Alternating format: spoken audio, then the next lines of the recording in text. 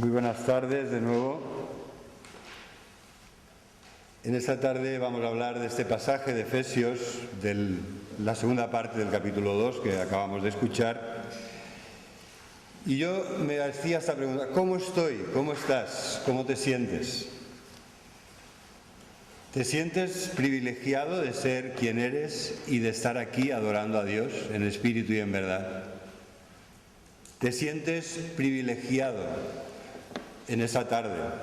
Y siempre, en un sentido, porque sabes que Dios te ama y que Dios va a ser tu ayuda, que Dios va a ser su presencia en tu vida, va a darte la paz que necesitas en medio de estas situaciones tan difíciles que nos ha tocado vivir. ¿Te sientes privilegiado? Esta sería la pregunta con la que quisiera empezar la reflexión de hoy. Si estamos mirando los problemas, seguramente nos puede pasar como a Pedro, que vamos a hundirnos, porque veremos que todo se mueve y que todo puede hundirse de golpe, ¿no? Todo puede realmente volverse en contra nuestra.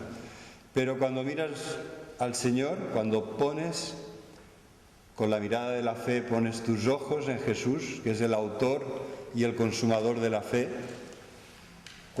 y más aún, si estás cerca de Él y puedes cogerte de su mano, aunque el mar ruja, aunque las olas se encrespen, como Pedro, andarás encima de esas dificultades. Un brazo poderoso, el brazo del Dios Todopoderoso te sostiene para que no te hundas y no te vas a hundir. Por mucho que se agiten los problemas a tu alrededor, no te vas a hundir, porque Dios te ama, Dios es tu amparo y fortaleza, Dios te mantendrá a flote en estas circunstancias. De hecho, os he planteado esta pregunta porque yo creo que el texto de hoy nos habla de esto, nos habla de privilegios, nos indica que somos grandemente privilegiados como hijos de Dios. ¿Cuáles son nuestros privilegios según la palabra que acabamos de escuchar? Vamos a centrarnos en este pasaje para irlo desgranando. Efesios capítulo 2, desde el versículo 11 en adelante. Efesios 2, 11, que nos dice: acordaos. De nuevo, como el pasaje anterior, establece un contraste, ¿no? Es imposible que entendamos bien este pasaje si no lo vemos como aquellos cuadros que utilizan el claroscuro, ¿no? Que sobre un fondo más bien oscuro destacan aquello que realmente es importante y que quieren que tú veas con todos los detalles. Este pasaje yo creo que lo plantea igual, en un fondo oscuro. El fondo oscuro es lo que somos, lo que merecemos, el mundo de tinieblas donde vivimos y muchas otras cosas negativas de las que nos ha hablado en este pasaje. Nos ha dicho cosas muy fuertes, que estábamos muertos, espiritualmente hablando, muertos en nuestros delitos y pecados, que éramos parte de un mundo rebelde, hostil a Dios, que se enfrenta a Dios, que rechaza a Dios o que le trata con indiferencia sin querer saber nada de Él. Nos ha dicho también que estábamos influenciados por el maligno y no para bien. Esa influencia no es nunca para bien. Que éramos esclavos de los impulsos de la carne. Que somos hijos de desobediencia y por lo tanto que estamos bajo la ira de Dios, bajo la santa y justa ira de Dios que nos condena porque somos pecadores. Y además nos dice que, y esto lo hemos leído aquí, en los versículos que acabamos de escuchar de Jean-Marc, en aquel tiempo, ¿verdad? Porque hay un antes y una ahora. Pero en aquel tiempo, antes, estábamos sin Dios, sin Cristo y sin esperanza en este mundo. Así de claro lo dicen estos versículos. En aquel tiempo estabais sin Cristo, alejados, ajenos, sin esperanza, sin Dios, ateos. La palabra que utiliza es ateo, sin Dios. No la utiliza en el sentido actual, ¿no?, de una forma de filosofía que no da lugar a Dios. Es curioso, ¿verdad?, que estás viviendo en el universo que Dios ha creado, estás respirando el aire que Dios te da, tienes la vida que Dios te concede y sin embargo tu filosofía de vida es que no hay Dios. Niegas lo evidente. Aquellos que son ateos están negando lo evidente, porque las cosas invisibles de Dios, su eterno poder y su divinidad, son claramente visibles por medio de todas las cosas que Dios ha hecho. Durante el día contempla la naturaleza, contempla la maravillosa creación de Dios. Y más ahora, si nos dejan asomar un poco al campo, veremos ahora en la primavera la maravillosa creación de Dios. Y eso da testimonio de Dios, del poder de la vida de Dios que brota por todas partes. Pero si en una noche estrellada te alejas de la contaminación lumínica de los seres humanos, bueno, qué bueno es que tengamos luz, ¿no? Pero cuando quieres ver las estrellas, lo peor que puedes hacer es estar rodeado de las luces humanas, que te ciegan para ver las luces de Dios. Apártate en un lugar oscuro, en medio de la naturaleza, y te quedarás encandilado viendo el universo que Dios ha creado y que sostiene en el vacío. Esos miles de millones de estrellas que se sostienen en órbitas perfectas en medio de un vacío, en medio de la tremenda oscuridad del universo.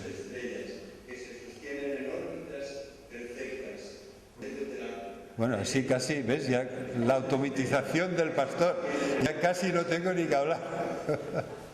Bueno. Pues como os decía, las cosas invisibles nos dan testimonio del Dios invisible. Y lo que nos dice aquí es que en este contraste de claro-oscuro, en ese fondo negro que es muy real, que acabamos de resumir citando lo que Pablo acaba de decir aquí en el capítulo, tenemos un pero ahora. Eso erais antes, pero ahora sois grandemente privilegiados. ¿Cuáles son los privilegios que Dios nos ha dado? Pues en primer lugar es que Dios nos ha concedido ser cercanos a Dios. Estando antes lejos, extranjeros, ajenos, excluidos, ahora estamos cerca. ¿Tú conoces a alguien realmente del que te sientas especialmente orgulloso, al que admires de una forma especial?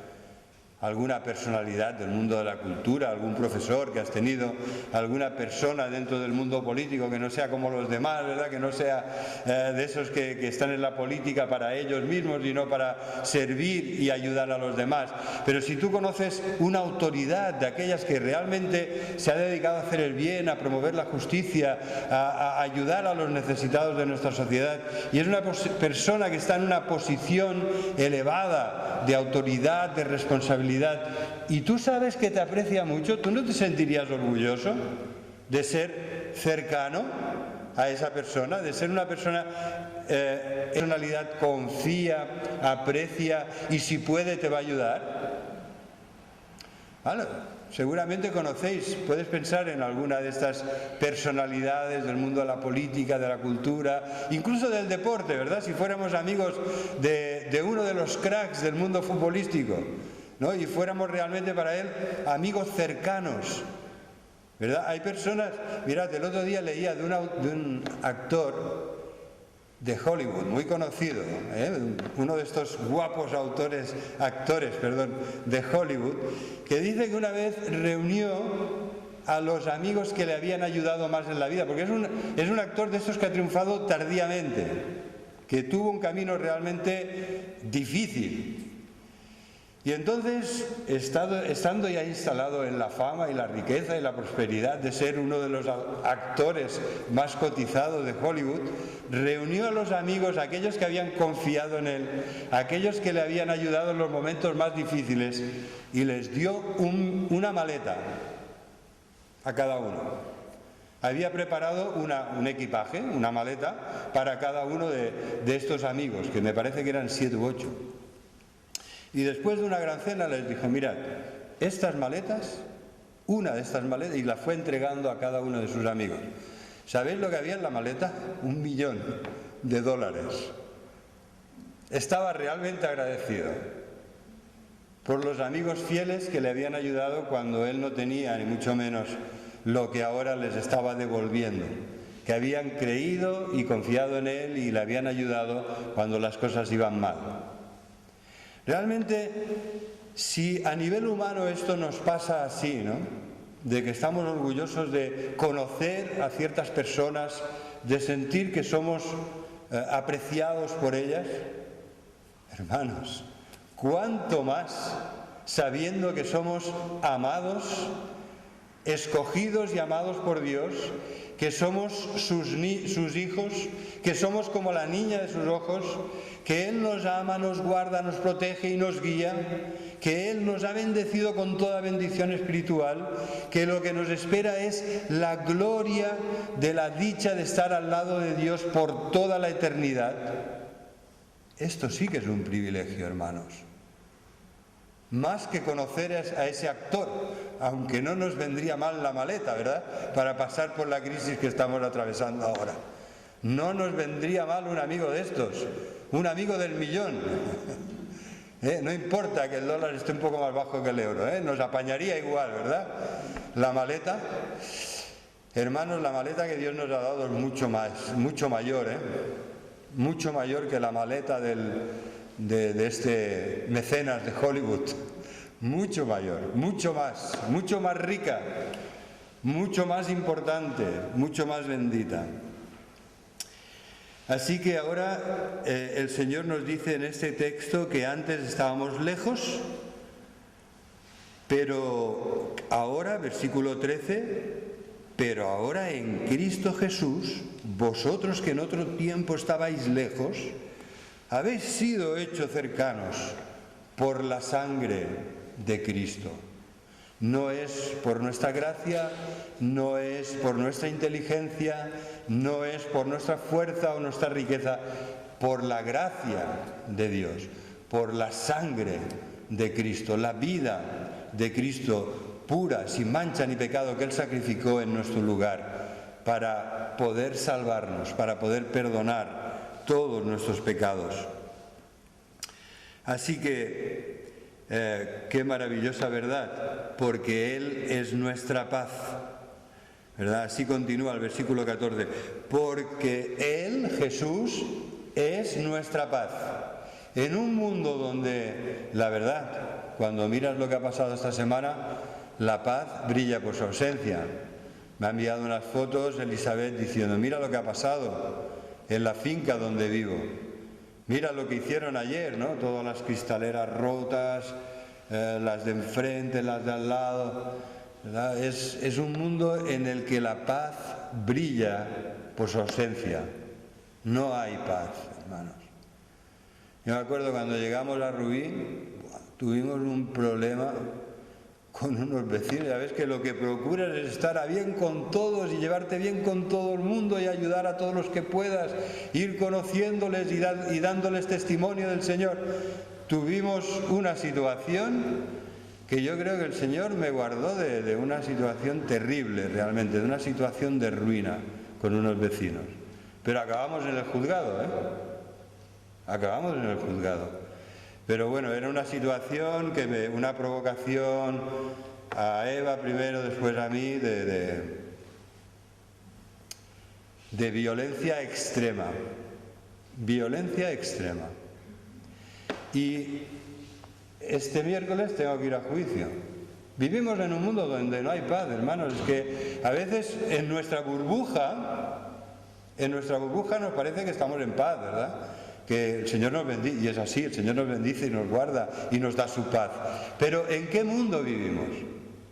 El otro día oí a un vecino gritar, ¡socorro! ¡Llamen a la policía, por favor!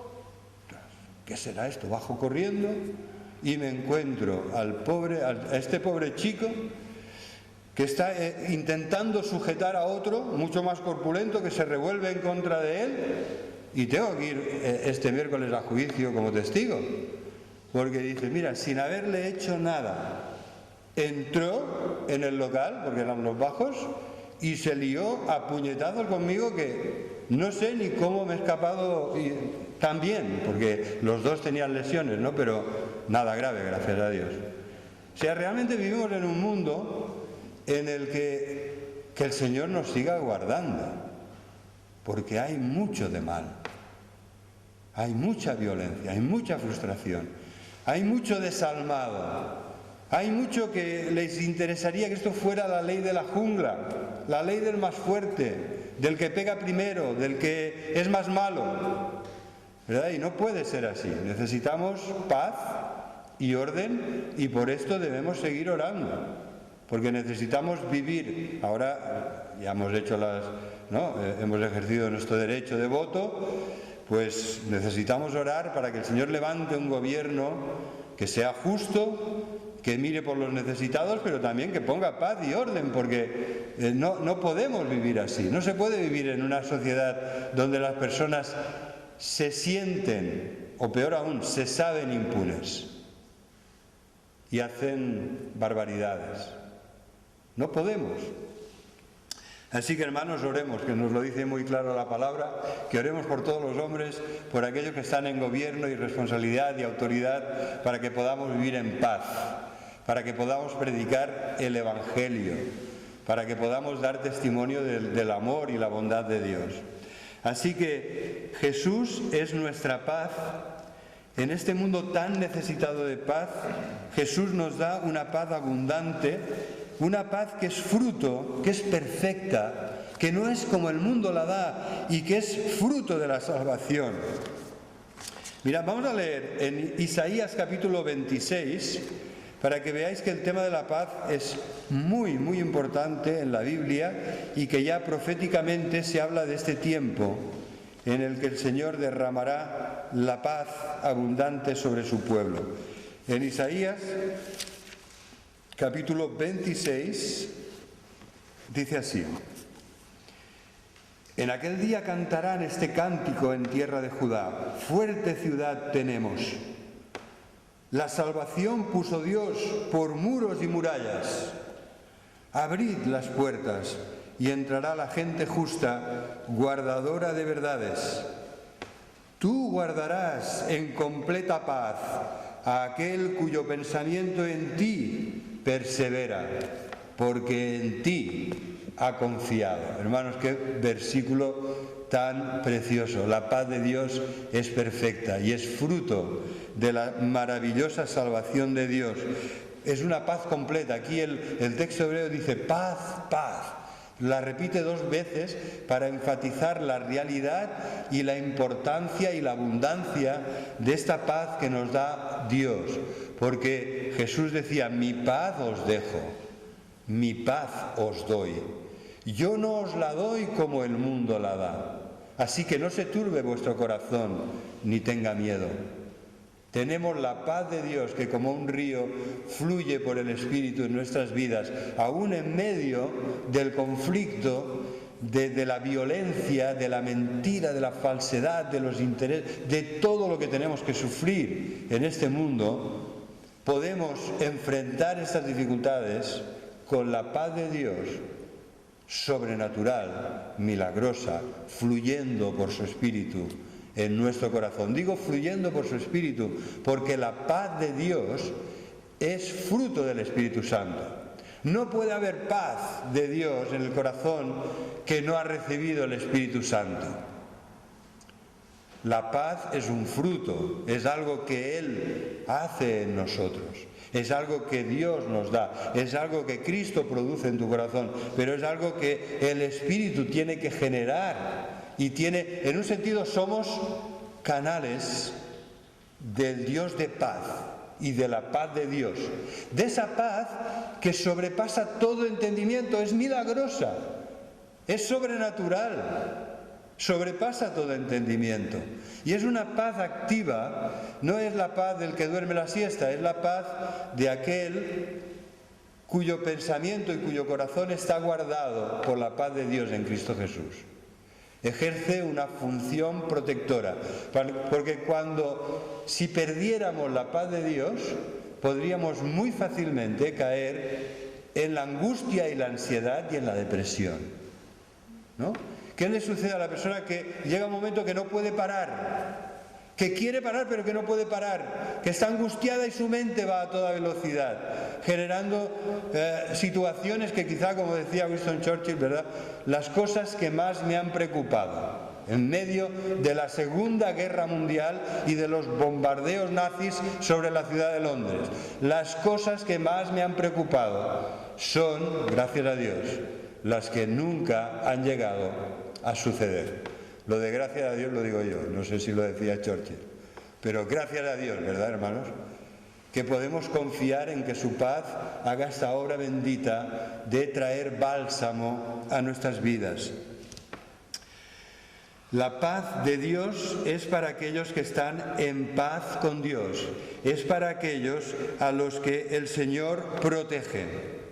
Confiad, dice Isaías 26:4, confiad en el Señor perpetuamente, porque en Jehová el Señor está la fortaleza de los siglos. Por eso la ciudad en la que nosotros vivimos es una ciudad que tiene la salvación por muros y por antemuros, murallas fortificadas, imposibles de superar por el enemigo. Es la paz de Dios que sobrepasa todo entendimiento y que guarda tu mente y tu corazón en Cristo Jesús. Y esta promesa que todos queremos experimentar en toda abundancia en nuestras vidas es para aquellos que lo llevan todo a Dios en oración. Por nada estéis afanosos, sino que sean conocidas vuestras peticiones delante de Dios en toda oración y súplica con acción de gracias. Y la paz de Dios que sobrepasa todo entendimiento.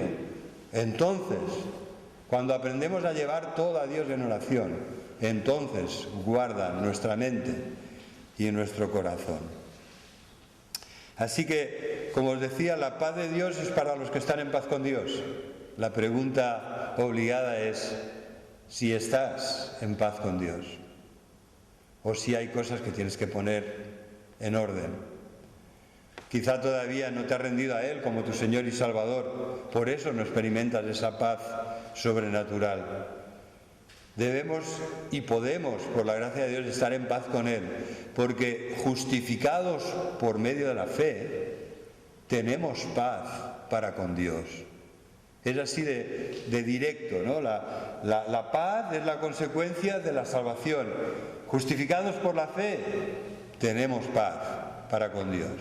Y esta paz nos da amplia y generosa entrada a la gracia de Dios. Esa paz es maravillosa porque nos abre todas las bendiciones de Dios. Dios, juntamente con su paz, te quiere dar todo lo demás. Así que creamos y pidamos con fe y con sencillez. La paz de Dios es posible para los que están en paz con Dios, es decir, para aquellos que han aceptado que Jesucristo, que es nuestra paz, muriera en nuestro lugar cargando nuestros pecados y reconciliándonos así con Dios. La paz de Dios es solamente para estas personas que hemos tenido esta bendita experiencia de gracia, cuando nos hemos rendido y hemos confiado y hemos clamado a Dios en busca del perdón y la salvación que solo Él nos puede dar. Así que, queridos hermanos, sería tan maravilloso que nos diéramos cuenta de que Dios nos llama a estar llenos de su espíritu y de su paz, de su amor y de su gozo. En medio de los conflictos podemos esperar en el Señor, como aquella vez que le dieron el primer premio de un certamen artístico de cuadros al que reflejara mejor la paz. ¿Vale? Entonces, imaginaron, ¿no? Paisajes bucólicos, idílicos, remansos de paz, riachuelos de aguas cristalinas. Pero el que recibió el primer premio fue uno que pintó en medio de una terrible tormenta como la que podemos tener hoy, ¿no? Con los vientos y las lluvias y todo lo que esto trae, en medio de una tormenta pintó un remanso de paz en un lugar en el que una avecilla, un ave pequeña, había creado su nido para proteger a sus polluelos, y en medio de la tormenta estaba allí extendiendo sus alas y protegiéndolos de las inclemencias. Hermanos, esto es la paz de Dios para nosotros. Vivimos a veces en medio de una tormenta, pero Él nos ha prometido que debajo de sus alas estaremos seguros. Él extiende sus alas porque somos sus hijos, y lo hace para protegernos, para guardarnos, para mantenernos cerca de Él. Antes estábamos lejos, pero ahora hemos sido hechos cercanos y estamos en comunión con el Dios de paz. Mirad, la paz debe caracterizar nuestras vidas. Debemos ser pacificadores. Debemos trabajar para construir, y a veces más difícil aún, para mantener la paz. Debemos orar por la paz, como os decía antes, por los que nos gobiernan. Debemos seguir y servir al príncipe de paz.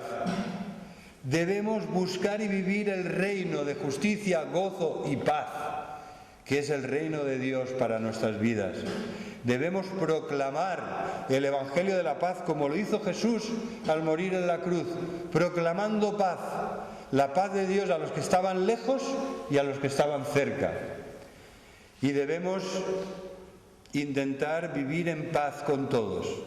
En primer lugar, con Dios, pero también con los demás, porque cuando estamos en paz con Dios, también podremos vivir en paz con los demás. Y esto nos habla de un tercer privilegio. Hemos visto que el primer privilegio es que, habiendo estado muy lejos de Dios, ahora estamos cerca. El segundo es que podemos sentir y experimentar la paz de Dios. El tercer privilegio es que hemos sido reconciliados con Dios y los unos con los otros. Mirad, no nos podemos hacer una idea de lo importante que es este tema, y sobre todo de la tremenda importancia que tenía para Pablo. Reconciliados con Dios y reconciliados unos con otros. Constantemente, en esta segunda parte del capítulo 2, Pablo está hablando de los judíos, es decir, del pueblo de Dios del Antiguo Testamento, Israel, los judíos. ¿Sabéis por qué se llamaban judíos los israelitas? Porque al final la tribu de Judá quedó como la tribu más importante. Las 10 tribus del norte fueron destruidas, fueron deportadas, y la que quedó fue la tribu de Judá y la tribu de Benjamín. Pero la tribu de Benjamín había quedado muy reducida. O sea que al final lo que representa a las 12 tribus de Israel es la tribu de Judá, de donde vino el Mesías. Y por lo tanto, con el paso de los años y los siglos, dejaron de llamarse israelitas para llamarse judíos de la tribu de Judá. ¿Vale? Así que si conocéis alguna Judith, ¿vale?, ya sabéis lo que significa, ¿no? Pues significa eso, que es judía de la tribu de Judá, ¿no? Es otra forma de decir Judea o judía. Bueno, como os decía, Pablo en todo este pasaje se está esforzando que entendamos el enorme conflicto que se creó en la Iglesia, que al principio era toda judía.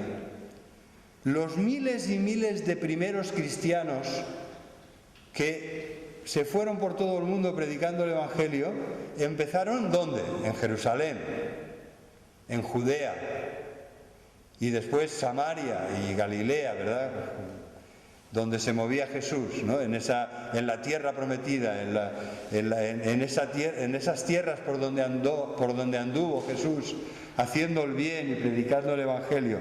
Entonces, el Evangelio pasa de ahí y se empiezan a convertir a miles las personas que no son judías.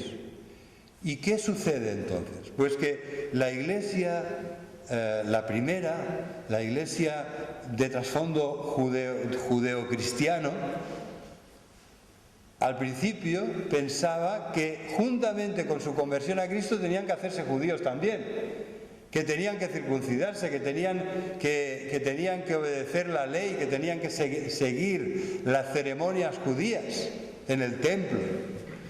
Cuando digo que la Iglesia al principio, quiero decir algunos de la Iglesia, porque Dios levantó a Pablo de Tarso Y Dios, en el libro de los Hechos, capítulo 10, hizo algo milagroso, muy espectacular. ¿Qué pasó, hermanos, en Hechos capítulo 10?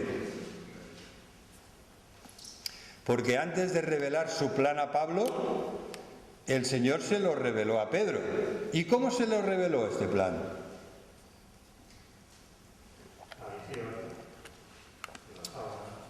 Una visión muy cruda, porque le decía, había muchos animales que bajaban del cielo en un lienzo, en un gran lienzo.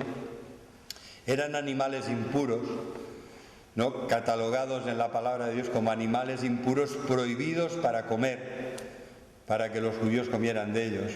Y entonces el mensaje de Dios era: Pedro, mata y come. Y Pedro dijo: no, Señor, no me pida. Es una reacción típica del judío, la reacción de Pedro. El Pedro dijo: Señor, no me pidas esto. A ver, toda la vida me he guardado de estos alimentos impuros. No me pidas que coma ahora de estos animales inmundos. Señor le dijo: Pedro, más fuerte, mata y come. ¿Por qué llamas tú inmundo lo que Dios ha purificado? No, y no estaba hablando de los animales, porque en ese mismo momento el Señor le reveló que tenía que ir a Cesarea, a la ciudad de la costa, donde le esperaba Cornelio, un centurión romano, que era un hombre temeroso de Dios, pero que el Señor había preparado mucho más para él. Era un hombre cercano a los judíos, que había ayudado a la sinagoga, pero el Señor tenía preparado para él todos los dones del Espíritu Santo, ¿no? Y entonces cuando Pedro fue,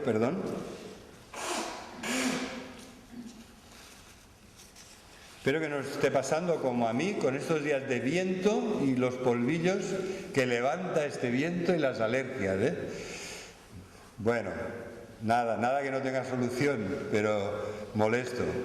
Lo siento. Entonces, como os decía, Pablo está abordando este problema. Es un problema que a nosotros nos parece lejano, pero que para ellos les llevó toda una vida de luchas y conflictos y dificultades. Este problema, como os digo, empezó a resolverlo el Señor con esa visión que le dijo a Pedro: ves a casa de Cornelio. Cuando empezó a predicar, el Señor derramó su espíritu sobre Cornelio, su familia y sus amigos, a todos los que había reunido allí, que se convirtieron al Señor y recibieron el Espíritu Santo.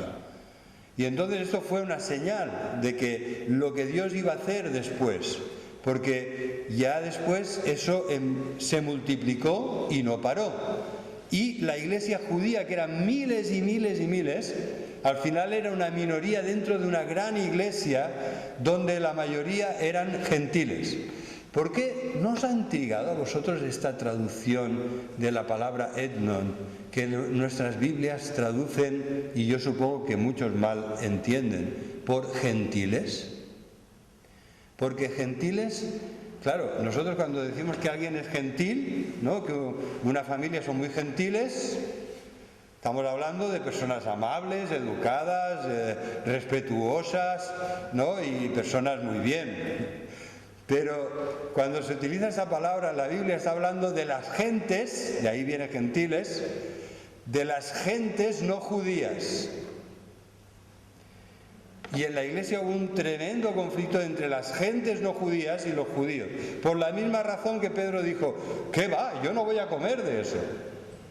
Entonces el conflicto llegó a tal punto que el primer concilio de la iglesia fue para resolver ese tema. Hechos capítulo 15. Y entonces dijeron: tiene razón Pablo, ¿verdad? No se tienen que circuncidar ni tienen que guardar la ley ceremonial para ser salvos. Son justificados por medio de la fe y reciben el Espíritu Santo como un don de Dios, igual que lo hemos recibido nosotros. ¿O acaso, dice, no les ha concedido Dios el mismo don que a nosotros cuando derramó el Espíritu y el arrepentimiento en ellos?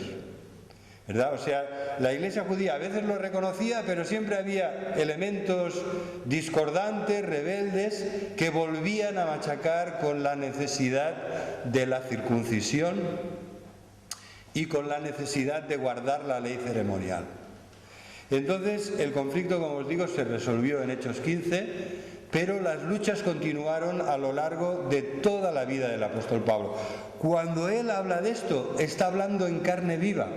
Hermanos, él está encarcelado por este conflicto, porque cuando fue a Jerusalén a presentar una ofrenda en el templo, porque la iglesia de Jerusalén le pidió, por favor, haz esto para congraciarte con los judíos, ¿no? Para que ellos vean que eres respetuoso hacia las instituciones judías, ¿no? Que eso no quiere decir que las siguiera, pero que las respetaba, que no las blasfemaba y que no las criticaba constantemente. Entonces, cuando él hace esto, lo acusan de que él ha entrado a personas no judías en el templo.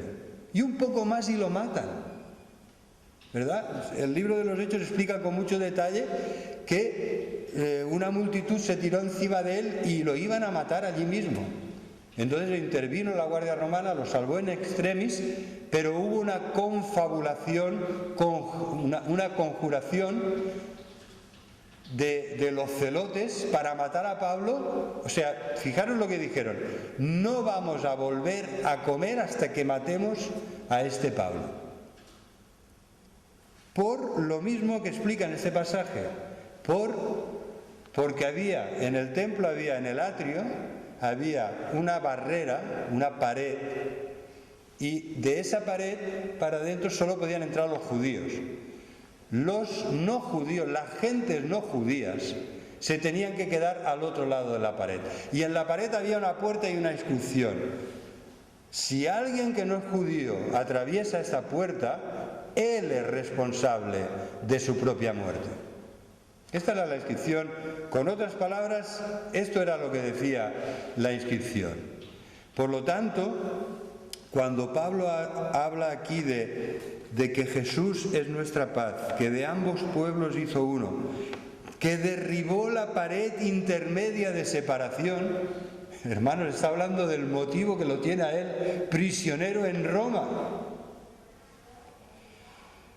Porque Cristo, dice Pablo, ha abolido en su carne las enemistades, la ley de los mandamientos expresados en ordenanzas. Se está refiriendo no a la ley de Dios como una enseñanza moral que debemos conocer y seguir, sino a la ley en sus aspectos civiles, sobre todo ceremoniales, que ya se han cumplido en Cristo, y en los aspectos que tenían que ver con Israel como nación.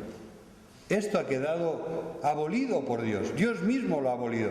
Jesucristo lo ha cumplido en nuestro lugar y ya no estamos sujetos a aquellas ordenanzas ceremoniales que eran tan solo sombras y tipos que prefiguraban lo que se cumplió perfectamente en Jesucristo. Así que dice Pablo que, habiendo abolido la ley, el propósito de Dios es crear un solo y nuevo hombre, haciendo la paz, y mediante la cruz reconciliar con Dios a ambos, a judíos y a no judíos, en un solo cuerpo, que es la Iglesia. Hermanos, en ella, en la cruz de Cristo, Él mató las enemistades. Él ha matado la enemistad que nos separaba de Dios, pero también la enemistad que nos enfrentaba a los demás. Y por lo tanto, dice Pablo, cuando Cristo Él vino para anunciar las buenas nuevas del Evangelio de la paz a vosotros que estabais lejos y a los judíos que estaban cerca. El propósito de Dios es una sola iglesia. ¿Esto qué quiere decir, hermano? Pues en primer lugar, que no seamos antisemitas, porque Dios no quiere que seamos anti nada, ¿no? No quiere que odiemos a nadie, no quiere que acojamos con amor a todos. Pero esto también excluye un sionismo malentendido, porque ahora todo es Cristo y todo está en el cuerpo de Cristo, que es la Iglesia, donde están el verdadero Israel de Dios, que se convirtió a Jesús y que se ha seguido convirtiendo a lo largo de los siglos,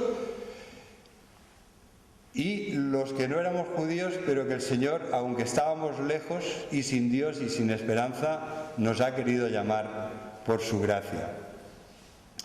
Así que damos la gloria y las gracias a aquel que ha hecho la paz mediante la sangre de su cruz. Damos las gracias que ahora podemos estar en paz con todos. En primer lugar, que estamos en paz con Dios, que hemos sido reconciliados, que se nos encomienda el ministerio de la reconciliación. Es decir, tú tienes que compartir con otros lo que tú mismo has experimentado y rogar a otros en el nombre de Dios que se reconcilien con Dios en el nombre de Cristo.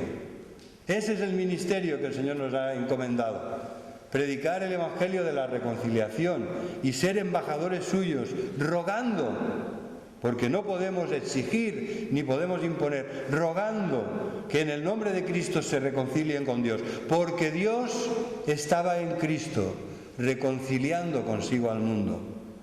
Y aquel que no conoció pecado, para podernos reconciliar con Dios y que estuviéramos en paz con Él, el que no conoció pecado por nosotros fue hecho pecado, cargando nuestros pecados, para que nosotros fuésemos hechos justicia de Dios en Él. Justificados, pues, por la fe, tenemos paz para con Dios. Y esto nos lleva al cuarto privilegio, esta maravillosa, amplia, generosa entrada que Dios nos da a Él. Hermanos, cuando llegamos a la casa del Padre, ni tenemos que llamar a la puerta. Están abiertas de par en par para ti y para mí y para todos los hijos y las hijas de Dios. Dios nos ha dado amplia y generosa entrada a esta gracia en la cual estamos firmes. Y de esto es de lo que habla aquí el Señor, ¿verdad? Por medio, versículo 18, por medio de Jesús, los unos y los otros, los judíos y nosotros, tenemos entrada por un mismo espíritu al Padre. No hay dos espíritus, un espíritu judío y un espíritu cristiano. Hay un solo espíritu, hay un solo pueblo de Dios, hay una sola iglesia, un solo cuerpo. Y por lo tanto, ¿qué uso hacemos de este enorme privilegio que es tener tan amplia y generosa entrada a Dios gracias a Jesucristo? Ya no sois extraños, dice Pablo, ni estáis al margen de la familia de Dios. Ya sois ciudadanos del cielo, con los santos de toda época y lugar somos conciudadanos, nos dice este texto, que ya no somos extranjeros ni advenedizos, sino conciudadanos de los santos y miembros de la familia de Dios. Somos familia de Dios. Y esto me recuerda aquel texto precioso de Hebreos capítulo 4 que dice que tenemos acceso al trono de la gracia, ¿no? Que podemos acudir al trono de la gracia de una forma completamente franca, libre, confiada, porque en Él encontraremos toda la ayuda que necesitamos. Dejadme que os lea este precioso texto de Hebreos, capítulo 4, que nos habla de esta generosa entrada a la presencia de Dios, al trono de Dios. Acerquémonos pues, ya que tenemos un gran sumo sacerdote que se compadece de nuestras debilidades.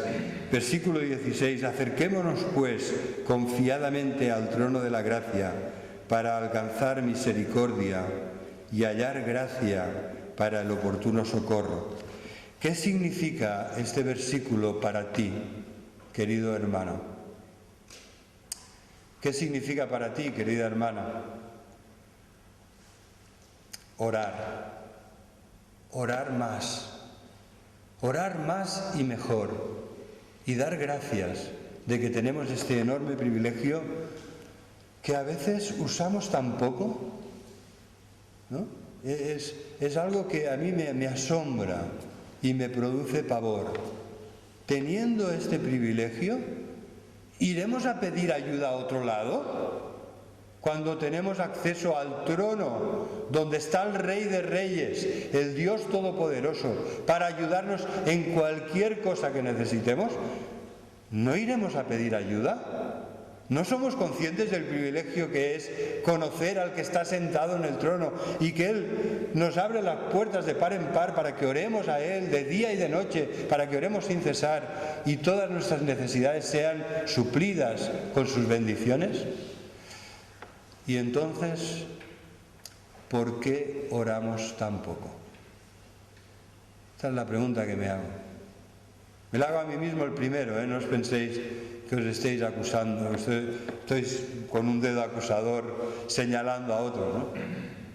¿Por qué oramos tan poco, debiendo orar tanto y habiendo tantas bendiciones que van a fluir de este trono de gracia donde Dios nos escucha? Hermanos, no es que a veces decimos, no puedo, que tengo que ir al templo. No. Bueno, es verdad, que esto para algunos es el templo. En el sur de Francia están les églises católicas y los templos, les temples protestantes, ¿no? Vamos al templo. Pero mirad lo que dice este versículo.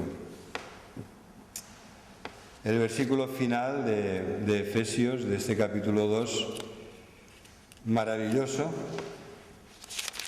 Un versículo que tenemos que llevarnos hoy para casa en nuestro corazón, nos dice que nosotros hemos sido edificados sobre el fundamento de apóstoles y profetas, pero la principal piedra del ángulo es Jesucristo mismo. De Él toma medida y posición todo hijo e hija de Dios en el templo que es la Iglesia, en el templo verdadero. Dice, en Él, en Jesucristo, la piedra angular, todo el edificio bien coordinado, en armonía, va creciendo para ser un templo santo en el Señor. Hermanos, no es que vamos al templo, no. Este texto lo que nos dice es que somos el templo, somos nosotros el templo santo, en quien vosotros, en el Señor, también vosotros sois juntamente edificados, ¿para qué? Para morada de Dios en el Espíritu. El propósito de Dios en ti y en mí, en todos nosotros, es que estemos llenos del Espíritu, que manifestemos la vida, la presencia, el amor, la paz y el poder de Dios en nuestras vidas. ¿Por qué? ¿Porque ponemos en marcha un generador que nos hemos inventado?